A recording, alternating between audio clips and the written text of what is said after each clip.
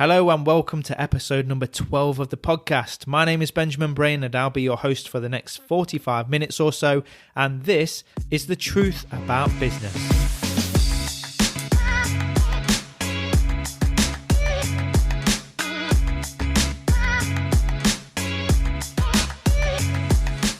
Welcome to The Truth About Business, where it's my mission to seek out real-life business champions and explore and share their journeys, experiences and lessons to serve as inspiration, motivation and help other like-minded business people and entrepreneurs like us to fast-track our own success. In this week's episode, I talk business with Jonny McPhee. Jonny is the founder of Invictus Communications, who provide telecoms services to many of Derby's best-known businesses. After spending his early career honing his telesales skills, Jonny launched Marketing Mole, a specialist appointment booking business which grew to a team of over 22 people, which he had eventually sold at the age of 26. After returning back to employment, Jonny took stock of the lessons from his previous entrepreneurial adventure and made a conscious effort to build a business that suited his own skills, his lifestyle, and one that he can wake up and be passionate about every single day. Amongst many other things in this episode, you'll discover these three golden nuggets. Number one, some of Jonny's closely held secrets for getting past the gatekeepers on the phones. Number two, how he won clients and built his business in a fiercely competitive market. And number three, why Jonny believes that we should all buy, sell and support local. And there is so much more. To find out more about Jonny and the team, visit www.invictuscoms.com, or you can find him on LinkedIn under Jonny McPhee, spelt JONNYMCPHEE. This was another brilliant interview with yet another inspirational business champion that I thoroughly enjoyed, and I hope you do too. You know, success leaves footprints. So let's take a walk with telesales veteran and well-known telecoms entrepreneur, Jonny McPhee.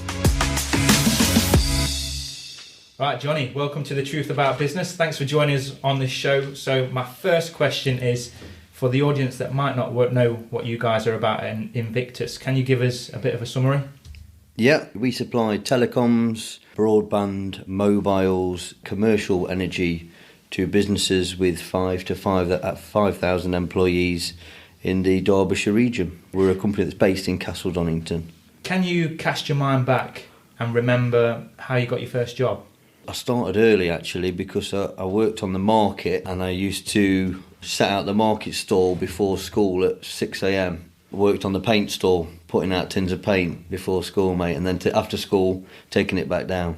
Where did you go from then? To give us a bit of a summary of your career leading up to the launch of Invictus. I did work experience for a family friend when I was 16 at a company called Complete Networks.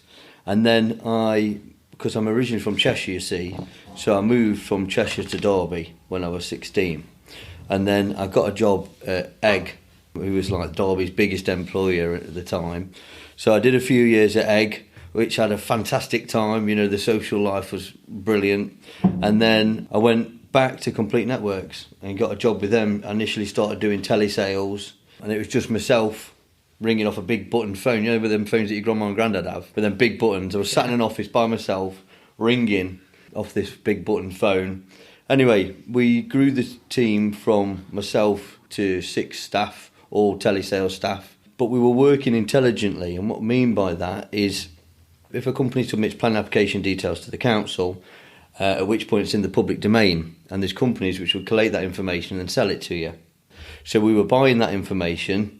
Obviously, if somebody's having an extension or relocation, there's a definitive requirement to review the telephony infrastructure. So we were getting some really good traction with booking meetings from them.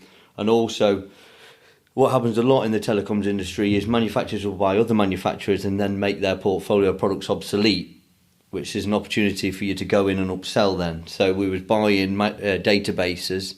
I mean, I don't think you could do this now with GDPR, but we were buying databases of obsolete phone systems, ringing them up with detailed information of what they had and their migration path and what that would be. And we were booking so many meetings, the sales guy couldn't cope. So we came up with this idea of cherry-picking the best leads and then selling the appointments to other telecoms companies. However, I mean, I was on no money at all. I think I was on like 12 grand a year at the time, because obviously a long time ago. And we were selling these booked confirmed telecoms meetings for £250 a pop. and I was sat there thinking, I make 3 appointments a day. So I set up a company called Marketing Mole. I went, thanks for the opportunity, but I'm off. And that's when Marketing Mole I set up Marketing Mole then. And Marketing Mole was specifically booking appointments for other businesses? Absolutely, Telesales. Yeah. So it was only in the telecom sector, so it was a dead niche market. My old boss says, well, I'll be your first customer. And so it went from there. We had some great successes. We won contracts with Samsung, Panasonic, Siemens, NEC, because they had a reseller base which had become lazy. So we'd pass them the leads and they'd pass them on to their resellers to try and increase sales. Yeah, we had a really good time for a number of years. The only thing was, I thoroughly enjoyed doing it because I got a buzz. And it sounds daft. People go, oh, telesales is boring. But I got a buzz at getting somebody to say yes. And that's continued into the role that I do now. I love it when somebody goes, yeah, I'm going to buy it off you. So I thoroughly enjoyed it. But what happened is we ended up with 22 staff on Pride Park. I was only 26, 27, and it was just unmanageable for me. So you'd grown that from 0 to 22 people? In the end, At the age of 26 years old? Yeah, 26, 27 it was, yeah. Okay, yeah, so what did you do next? So then what happened is I sold it back to my old employer from Complete Networks, and then one of my customers says, what are you going to do? I says, I'm not sure. He says, I thought we're going to take a couple of months off. So at which point he said, oh, well, there's a job here waiting for you. So then I went and got a job selling phone systems. However, the company that I went to work for had offices across the UK. So I was spending an awful lot of time driving down south, driving up north, and I thought there's got to be an opportunity here to keep it local. Because if I drove down south, if I didn't have a southern accent or I wasn't a Tottenham fan, right, I'd never get the deal. And unbeknownst to me, what a lot of the business done down south is to take somebody on a night out, get them on board that way. Whereas I wasn't doing that. I was doing the same process that I'd do in Derby by going to see them, doing a fact find meeting, then going back with a proposal, putting together a project plan for them and a timeline. Whereas that's not how they do deals down south. So there's a real cultural difference just between north and south in the UK. Absolutely, that's what I found. Yeah, wow. Yeah. So so they sent me down south to because I sold okay up in the Midlands. I went down south to try and sell, and I couldn't sell a hungry man a sandwich. So at which point they went, right, time you went back up north. Really. Okay. Yeah, and that was the sort of trigger for me to go, hang on a minute. Actually, I think there's a real good community spirit and business community spirit in Derby and Derbyshire, and a lot of people know everyone else, and so it gives you that ethos where you have to do somebody at a good price and give them good service. Otherwise, if you don't, the word will spread around and you won't have there's no longevity in your business. Yeah. So hence why we came up with this. Once I set up Invictus, gradually over time came up with this buy local, sell local, support local ethos. So what was the difference between what you were doing when you were going north and south and then moving to Invictus? Were you still providing the same service but out on your own now? Yes. So I was employed by a company previously, doing exactly the same thing. Yeah. However, it was nationwide, and I thought I don't want to be travelling all over the country. I've got 2 kids, and also the reason I believe that people don't buy is because of the fear of the unknown. And I mentioned that in my top 100 speech of the week. Who are you? Are you going to rip me off? And does the technology that you supply work? Because 9 times out of 10, when I go and see a new potential customer, somebody's ripped them off. They've been sold something that doesn't work. Like I say, if you're keeping it local, it ensures that you have to do a good job. Product portfolio has to be best of breed. Otherwise, you've got no longevity to your business. And going back to when you started Marketing Mole, had you had any aspirations of being your own business owner from an earlier age, or was that when those first sort of sprouted? No, it'd been inherent with me for a very, very long time. I did all sorts. I started cleaning cars, valeting cars on the weekend, mowing lawns. So you've always had that entrepreneurial spirit in you? I don't know what it was. There was always something that everyone I saw that was successful always tended to have their own business. I'd always ask them, what did you do and how did you do it and how did you set it up? And I was always really intrigued into their journey. And I thought, I'd always love to build something of my own. And then when it came to the point of you selling Marketing Mole, you said you were at the point of where you had 22 staff. Was there a definitive moment that you can remember where you realised that this is something that I need to sell now and move on? Was there a particular trigger moment for that? The thing for me was that I was finding it stressful and I didn't enjoy it. And it was irrelevant about the revenue or anything like that. It was the fact that I wasn't enjoying it anymore and I wasn't in love with it. And I think no matter what you're doing, if you don't love it and you start to think, I don't want to get up on a Monday morning and go to work, don't bother doing it, find something else. And so you'd gone from employment into being self-employed and you went back into employment. Yeah. How did you deal with that transition? Was it something that you were fine Badly. with? Yeah. Was it challenging after having been your own boss to go back to working for somebody else? Yeah, it was. Yeah, I found it incredibly difficult. Obviously, you got somebody to answer to, which I wasn't used to for a long time. But, you know, I think, like anything, you've got to adapt and learn. And, you know, I was aware that they were giving me an opportunity to learn new skills, you know, transferable skill sets. So the business name now is Invictus. Yeah. Where did the name come from?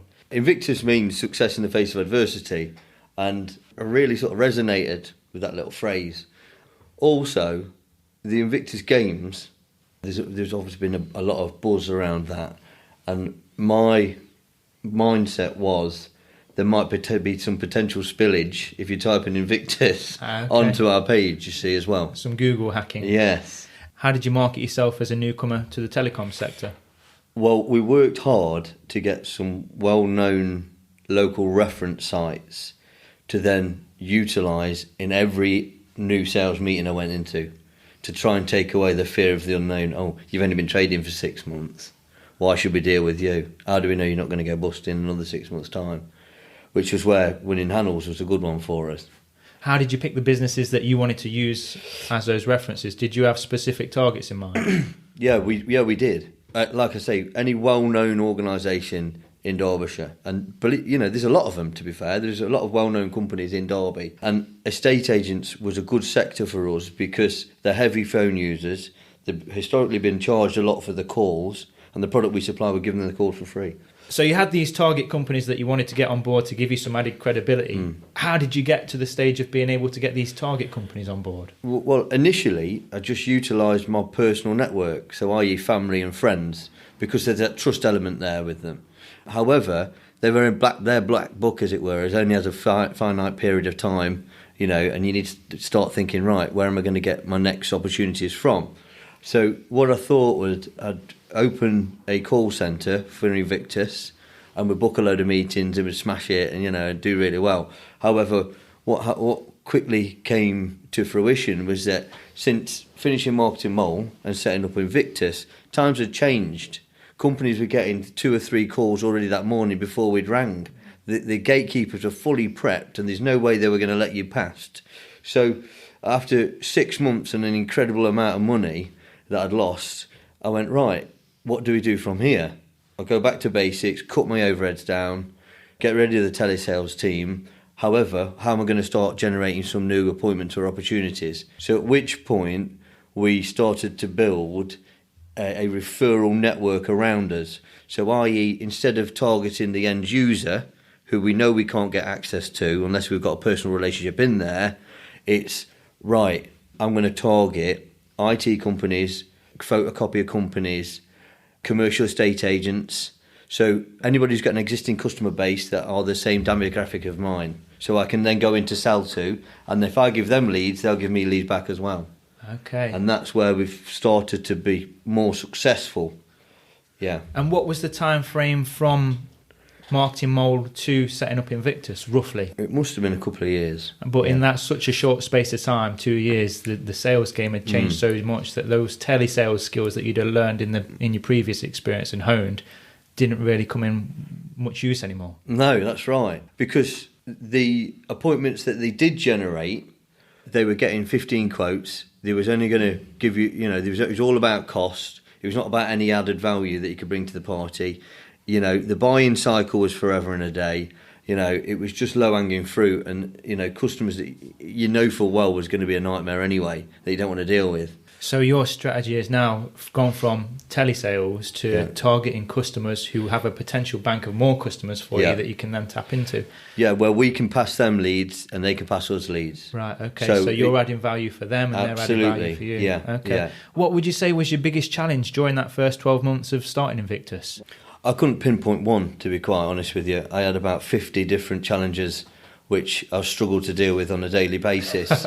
It might have been finances, it could have been marketing, it could have been, our website, the whole raft of issues as a business owner, which you have to try and deal with on a daily basis. Yeah, it could be staff, it could be processes, it could be anything really. How many employees have you got now? So we've only got 3, but we partner with a much larger organisation called the Fidelity Group. So the reason I did that is, obviously Marketing Mole had a lot of staff and it was difficult to manage. I didn't want to be in the same position again. So what the Fidelity Group provide us is it enables me to be a local supplier with the backup of a much larger organisation. So they will do our installation and support moving forward. It's a facilitator for us to sign much larger opportunities than we could do if we were going to support a customer ourselves.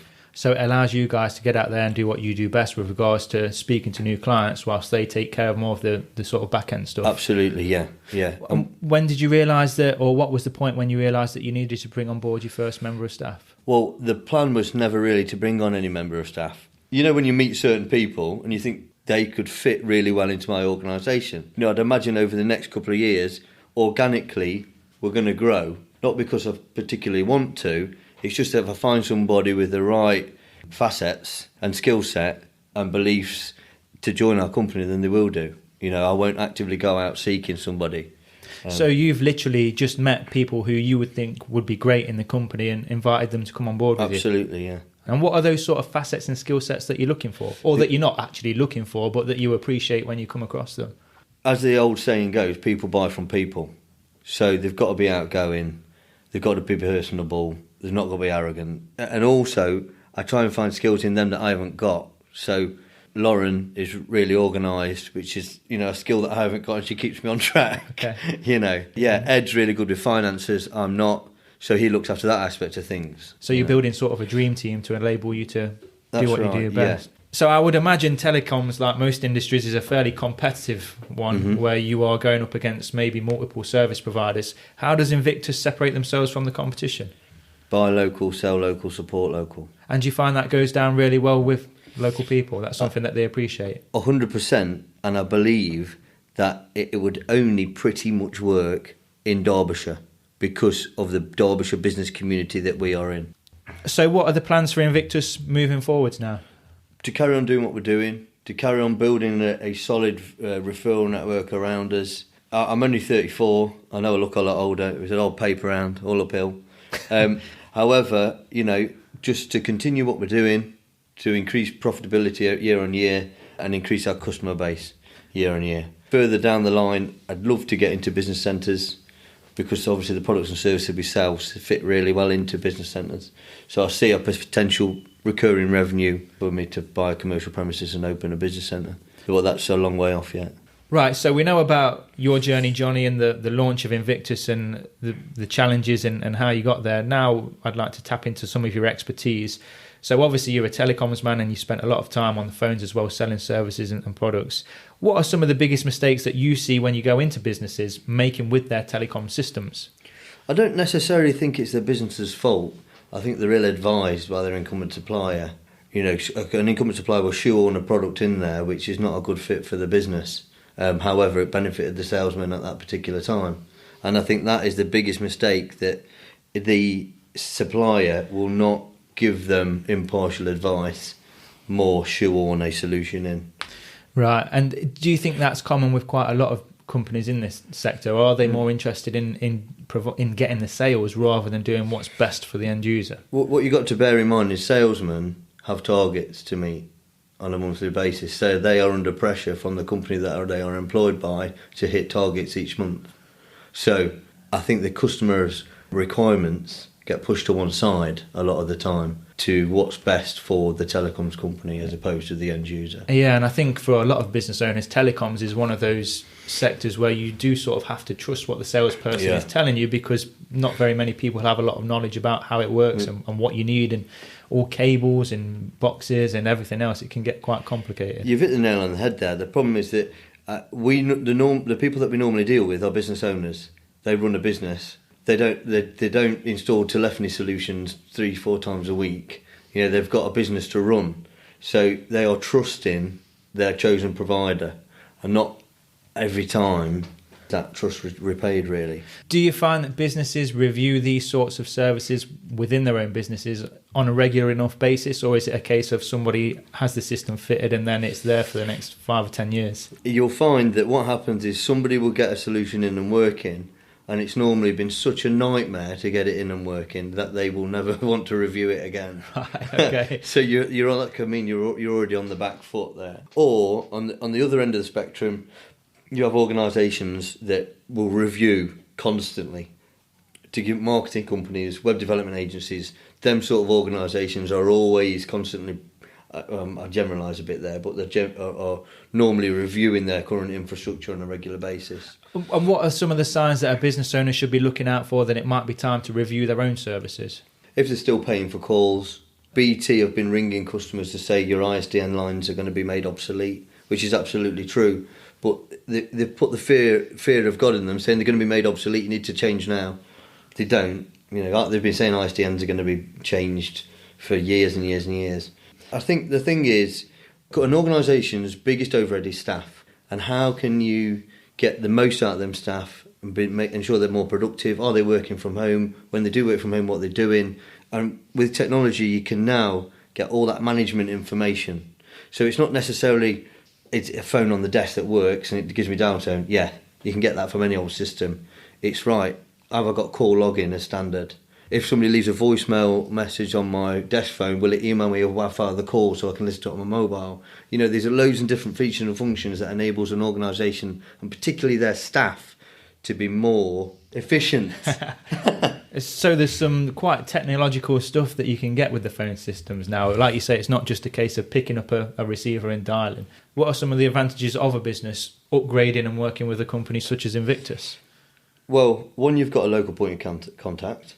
Two, the product we supply is upgraded every 3 months. It's a bit like a software upgrade on your mobile phone.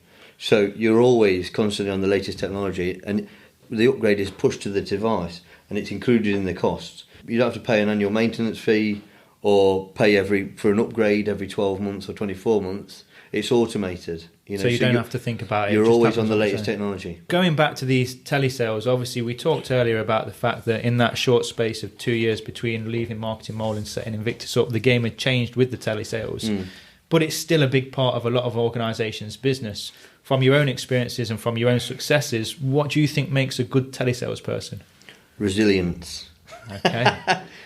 Kiss enough frogs and you'll get a prince. It's purely down to the law of averages. We used to work on the premise that you'd make 100 calls, you get one appointment. So I think that the main skill you've got to have is resilience, but also knowledge of your product is key, because a buyer can smell BS from a mile away. And if a buyer asks you a question that you don't know, always say, I don't know, however, I'll find out and come back to you. Because, they might be testing you, they might know the answer, and if you waffle something back, that's it. The trust is gone straight away. What would be your 3 top tips for somebody who is about to jump on the phones for the first time to start cold calling some prospects? Ensure your information or data is up to date. Yeah, there's nothing worse than ringing a company and asking for a name who left 3 years ago. You look terrible already. Ensure that the data that you've got gives you as much information as possible. So, i.e., we'd ring and say, I understand you've got the Avaya IP office phone system or the Mitel phone system, and it gets the customer to say yes, and it gets into the habit of saying yes. So always trying to get the customer into the habit of saying yes, so when you do try to close for the appointment, it's a yes. Also, we used to do a lot of the alternative close. What day is best for you, Tuesday or Wednesday? Because the no's not an option. Can I come and see you tomorrow? No. Can I come and see you on Tuesday? What day is best for you, Tuesday or Wednesday next week? Tuesday, morning or afternoon. So you've got the alternative close there, and that seems to work really well. So one of the words that's often mentioned in the telesales environment is the gatekeeper, the dreaded gatekeeper who's not going to allow you past to speak to the person that makes the buying decision. What were some of the top tactics that you used to get past the gatekeeper and actually get to somebody who was going to be able to make a decision on whether or not to buy the product? Okay, I'll warn you, some of these are a bit cheeky. Always use the person's first name like you know them, like you're familiar with them. don't always bring, say, the second name straight away unless it's asked for. So that was one. So, for example, if I'm calling to speak to you and the receptionist picks up, I'm saying, hi, could I speak to Jonny, please? I wouldn't even say that. Yeah, I say, is Jonny about? Is he in at the minute? Okay. Like I know him, like he's my mate. Yeah. Yeah. The second one was, if it goes through to an auto attendant, so for sales, press 1, accounts, press 2, any other inquiries, press 3, go through to accounts, because obviously they're not trained to deal with incoming sales inquiries. Very sneaky, yeah, like yeah. it. And also, this is particularly sneaky, if the main number ends in zeros, it means it's part of a DDI range. So if you rang the main number and then changed the end 2 digits to, say, 11 or 12, it'd probably ring another extension within the building. What was your favourite end digits to go for? 11 or 12. Oh, okay. Yeah. Also, what we used to do is go, oh yeah, have you got Ben's mobile number? He sent me an email with his mobile number on, but I can't find it. Have you got it to hand? And you go, yeah, here it is. And so you write down the mobile and ring the mobile. We've talked about the fact that you are a big supporter of buying local, selling local, and dealing with local businesses. Where did that mantra originally come from? Was that an idea that just sort of sparked off whilst you were soaking in the bath, or was it something you'd been working on for a while? It just sort of happened, mate, really. I didn't set up Invictus and go, right, I'm going to come up with this mantra and I'm going to do this. It just sort of gradually seemed to evolve. We wanted to buy any products or services that we wanted locally because we sell to the local community. And then we found ourselves starting to get involved in local charities or support local events, and it just, I thought there might be something in that, and it just sort of evolved over time, really, was that where that came from. And do you feel people have started to recognise that as part of your brand now? So when they hear those phrases, they do sort of think of Jonny and Invictus? Yeah, absolutely. I mean, they don't always get it right, but they've got, they remember a few of the words from it. So, yeah, buy local, sell local, support local. They'll always say local or support or something, but I think over time, it's like anything. We've not had that slogan for very long. I think the more we support events and all different organisations, the more it's going to be in the public domain, the more people are going to remember it. And I think when you hear phrases like that, buy local, sell local, support local, it's a great phrase, but for the customer or potential client, sometimes you think, well, yeah, but do they actually mean it? Whereas you guys at Invictus, you are really involved in the local community. You're at many of the networking events. You sponsor a lot of the local charities and events. You just sponsored the Derbyshire Top 200. How do you decide which charities to sponsor and which events to be a part of and which ones not to? Because you've still got to run a business as well, and it must take up a lot of time. Gut instinct. We do a lot to do with sport because I love it. My son's a football team, the Melbourne Dynamos, we sponsor them. We sponsor Derbyshire Institute of Sport because I've got belief in them. I'd like to be involved in something where I can try and make a difference. The Who Bot Bike race team, that was a fantastic achievement, what happened with them guys. Tell us a bit more about what that was. There was a team of lads that put together an indoor cycling team, and they ended up beating Team GB at the championships, which was an incredible achievement, and managed to upset an awful lot of the people in the cycling sector.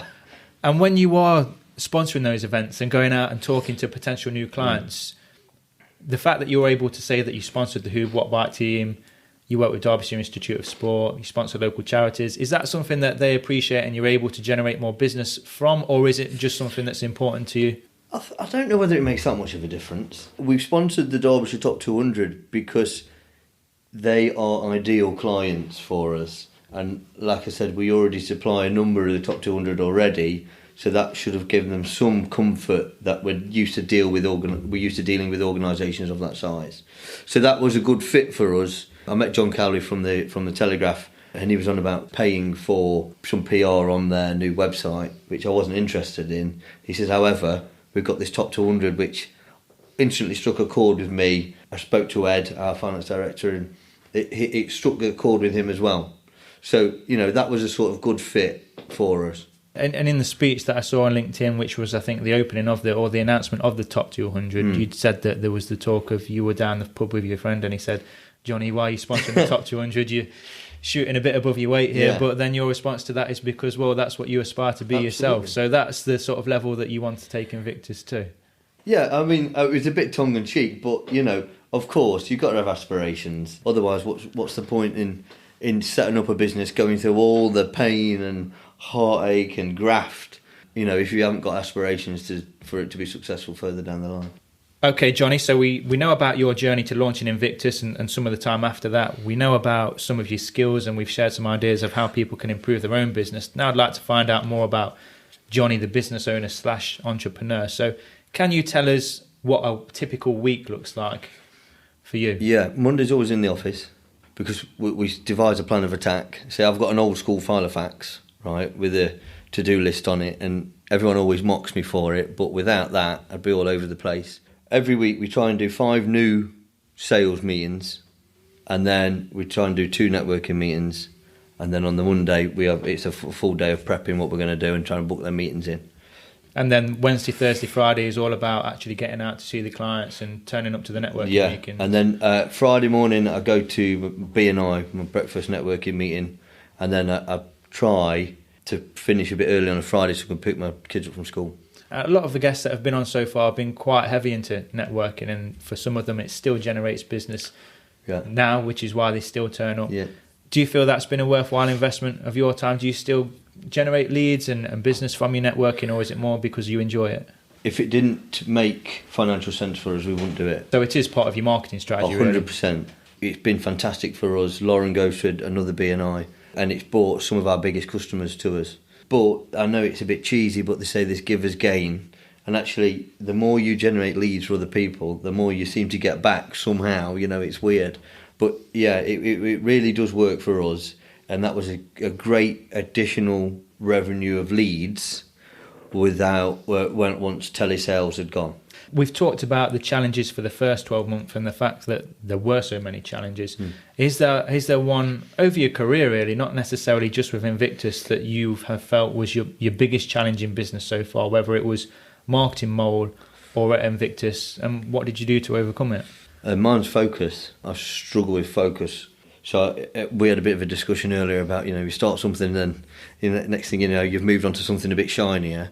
So it's, how do I constantly keep focused and try to ensure the business is going in the right direction? And that's by having people around me that keep me focused, so I think you've got to understand your weaknesses 100%. And that's why having a set plan or a schedule each week of what you're going to do, and how you're going to do it. Otherwise, it's dead easy for it to unravel really quickly. And so by you putting that plan in place on the Monday, you feel that helps you keep you focused on what's important throughout the rest of the week? Because of what I found was that I was booking meetings all week, but I never had any time to do anything. I was a busy fool. Whereas if on the no full one on the Monday, I can get all my quotes done, get them all sent out, and then I can have a quick hours calling on a Friday after B&I, and then I can go and get my kids. And it gives me that structure throughout the week. Now, you've talked a bit about one of what you believe is one of your weaknesses there. What do you believe are some of your strengths and the things that have helped you to be successful in business? I think you've got to be personable with people and be straight with them, really. I've had a couple of instances recently where incumbent suppliers have ripped their customers off, and it doesn't sit very well with me. I just think they're being so short-sighted, whereas I believe that I'm quite good at building relationships and rapport with people, and that's hence why we try and do so much networking. So Jonny, you're an experienced business owner now. What would you say are some of the pros and cons of being in that position? Some of the pros are I can schedule in time with my kids relatively easily. Obviously, it's coming up to half term. If I want to try and have a day off here and there, I can do. Like I say, I try to take Friday afternoons off to get them from school. So that's a big pro for me, really. One of the cons is I struggled to switch off. We went on holiday when it was the top 200, and I was there on Monday, Tuesday physically. Mentally, I was elsewhere because I was worried about the top 200. Is it going to go okay? Is my speech going to be all right? So then once I'd done that and I got back, I drove home off the holiday to go and do the 200, and then drove back to holiday after that. And I was like a different person. My wife says, Jonny, you're back with us, So I was a bit vacant. So for me, one of the main cons is that I struggle to switch off, especially when I'm under some pressure as well, and I want things to go well. And what are some of the sacrifices that you've had to make to get to the position that you're in now with the launch of Invictus? Well, I built the business in such a way that I would be as stress-free as possible. And what I mean by that is my overheads are minimal. We don't have massive offices. I don't have loads of staff. And I built the business so I could purposely have Friday afternoon off and get my kids from school. And because then, and I knew full well if I did that, I'd still love doing what I do on a daily basis. And what I didn't want to do is put myself under a load of unnecessary pressure, be stressed out all the time, and start to be, fall out of love with it again. So, I purposely structured the business to have low overheads, to be as stress-free as possible, really. Was that because of the lessons that you'd learnt from Marketing Mole and how it got previously? So you were very conscious of that not happening again? Yeah, 100%, because, I found myself being stressed and aggy on a lot of the time. That's not me, and I don't want to end up in that situation again. So what motivates you to be successful, Jonny? There's two things, really. One of them you probably might find a bit odd, but I struggle with my own self-worth, and if I constantly try and be successful, that keeps me feeling positive and good about myself. And the other one was, I met my wife when I was young. We had a family when we were young, so it was like, right, I've got to earn some money and quick. Yeah, because you've talked about spending time with your kids, so that's a big motivator for you as well. Yeah, it was like, right, I need to earn some money and quick. What am I good at? Telesales. Let's try and make something out of that. Okay, and going back to that sort of self-worth part that you've talked about, when you do start to get those feelings of doubt, the self-worth starts to slip, what are some of the things that you do to mitigate that? I think it goes back to the structure that you have in your week, and I find particularly exercise helps me. The more I exercise, the more organised I am, the more on the ball I am. I think having that structure to your week ensures that your mental state is continuous, as opposed to, dramatically, dramatically up and down. Yeah. What do you define as successful? That's a very, very good question. Would you consider yourself a success now? Absolutely not, no. At what point will you? I think if I sold out, I don't think I'd even think of that then. I don't know. Do you think anybody ever does consider themselves successful? Probably not. Probably, if you're, Philip Green, or what's the other bloke from the Dragon's Den? Peter Jones. Yeah. I'm sure they consider themselves successful, but I don't consider myself successful. Have you got sort of a vision of what success looks like in your head? Yeah, absolutely I have. But I think it's a mixture of both. I mean, how badly do you want that vision if it starts to impact on your personal life and your personal relationships? Is it worth it?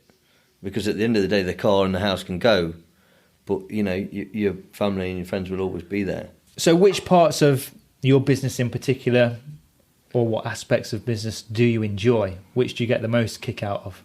I love doing a deal. Yeah, I love getting somebody to say yes. Love that. So you are a real traditional salesperson. I love it, at heart. mate. Yeah, love it. Well, I'll never forget when I got my first deal and I got in the car and I've never felt so elated. I love it. And that I don't think that will ever leave me, to be fair. So I love that. I love it when we've done a good job and you go in and the customer's dead happy and you say thanks, we'll be ever so reticent, easy for me to say, to do it. However, we took the leap of faith and we're really happy with what you've done. So I love that. I love getting some good customer feedback. Yeah, so they're my key points, really. Are there any aspects that you don't enjoy so much? Not really, if I'm honest. Not really. I struggle, like I say, I struggle with the finances, so I leave that to somebody else. But not really, no. So if you could go back to your 21-year-old self and give him one piece of advice, obviously you've been through the start of 2 businesses, you've been self-employment, employment, self-employment, and you could just tell 21-year-old Jonny one thing that's going to benefit him the most, what would it be? Make good decisions every day. Like my mate told me, it was ages ago.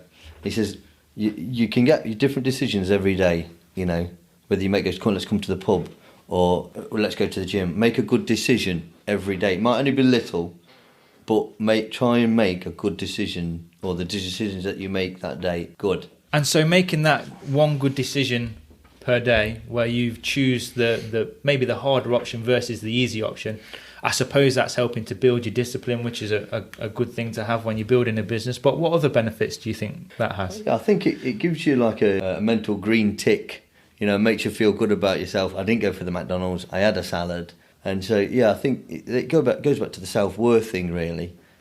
Did you make a good decision today? Absolutely not. No.